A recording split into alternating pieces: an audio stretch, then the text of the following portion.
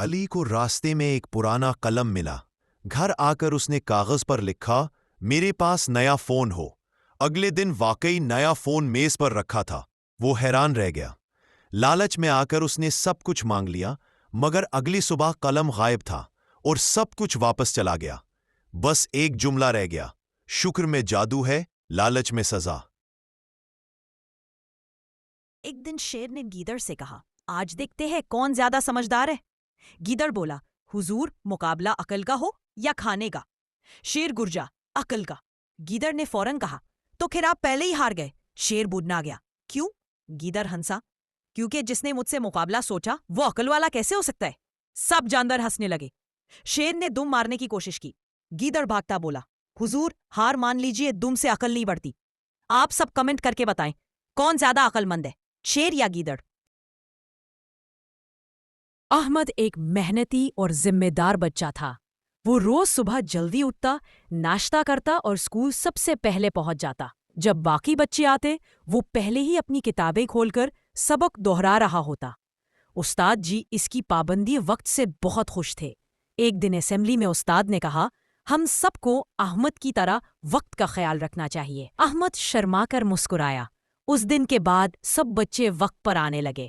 احمد کی عادت نے سب کے لیے مثال قائم کر دی۔ سبق وقت کی پابندی کامیابی کی کنجی ہے۔ چھتوں پر شور تھا۔ بچے خوشی سے نعرے لگا رہے تھے۔ علی کی نیلی پتنگ آسمان میں اونچی اڑ رہی تھی۔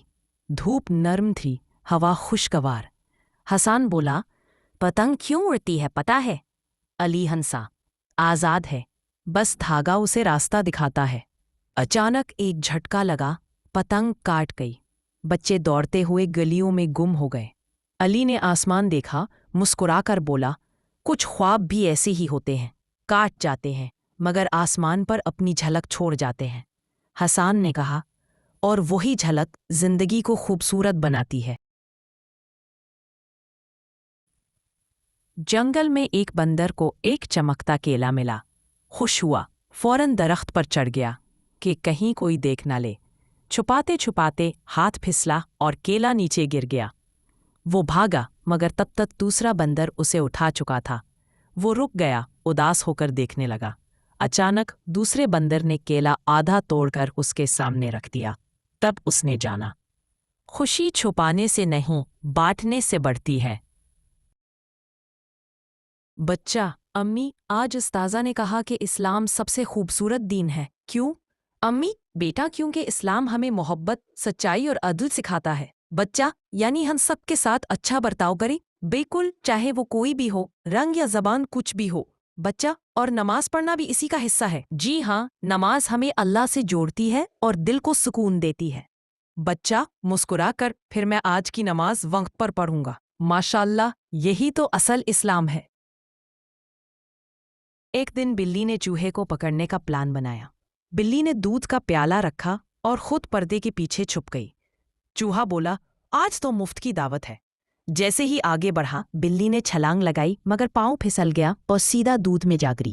چوہا ہنستے ہوئے بولا، بلی میڈم، نہانا تھا تو بتا دیتی، میں صابن بھی لے آتا۔ بلی غصے میں بولی، چپ کر ورنہ تجھے شیمپو بنا دوں گی۔ چوہا بولا، پہلے خود تو صاف ہو جاؤ۔ ایک دن ایک نیک آدمی جنگل سے گزر رہا تھا۔ اس نے دیکھا کہ ایک پیاسی چڑیا زمین پر گر رہی ہے۔ اس نے فوراً اپنی مشکیزے سے پانی نکالا اور چڑیا کے منہ میں چند قطرے ڈالے۔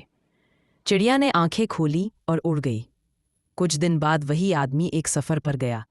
راستے میں سخت پیاس لگی، قریب کوئی پانی نہ تھا۔ اچانک بادل چھا گئے اور بارش ہونے لگی۔ اس نے دل سے شکر ادا کیا۔ اسے احساس ہوا کہ شاید وہ چڑیا کے لیے جو بھلائی کی تھی اللہ نے اس کے لیے لوٹا دی۔ نیکی کبھی ضائع نہیں جاتی۔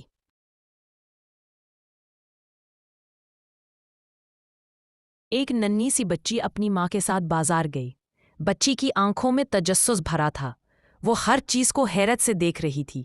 ایک دکان پر رنگ برنگے غبارے دیکھ کر رک گئی۔ ماں نے مسکرا کر پوچھا، کون سا چاہیے؟ بچی نے آسمان کی طرف اشارہ کیا۔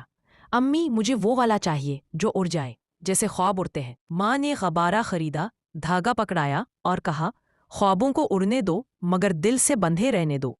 بچی نے ہنستے ہوئے غبارہ آسمان کی طرف چھوڑ دیا۔ اپنی مان سے پیار کرنا والے چینل کو لائک کرے اور جو اپنے بابا سے پیار کرتا ہے وہ سبسکرائب کرے۔